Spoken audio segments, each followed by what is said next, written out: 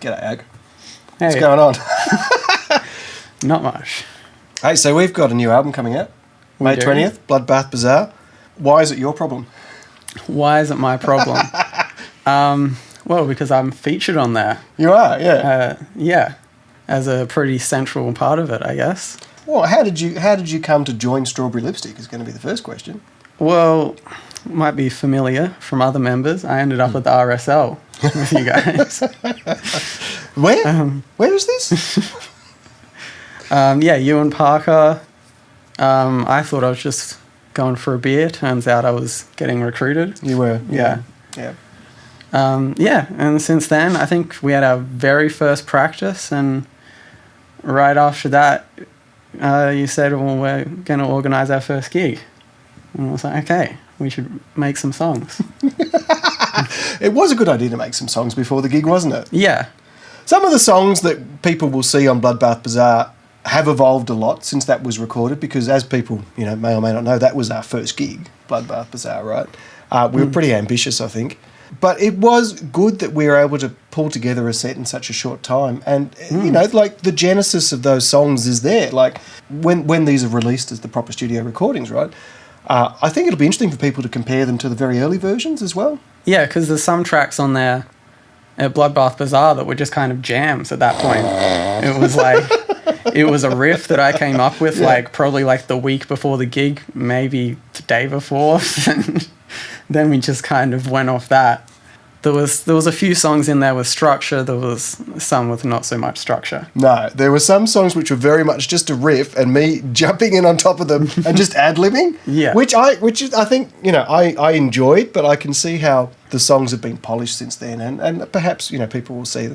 People who might have seen us at Slurm's party last year would have seen different versions of those songs, and when the recordings come out, that'll be different too. Yeah, but yeah, I think it was a good thing to capture our very first gig in the sort of rawness of of our early days. The chaos, yeah, exactly. Yeah, the chaos. Did break 2 strings, I think. Did you break 2? Yeah, that has kind of been a tradition, I think, for Strawberry Lipstick gigs, hasn't it? Yeah. Just the breaking of one of Oak's strings. I seem to manage to break one pretty much every gig. And I think for our first one, I got out to a good start and got a couple broken. Maybe one in soundcheck and one in our second song. Because that guitar that you were playing, it had been a little while between string changes, yeah? A little while, yeah.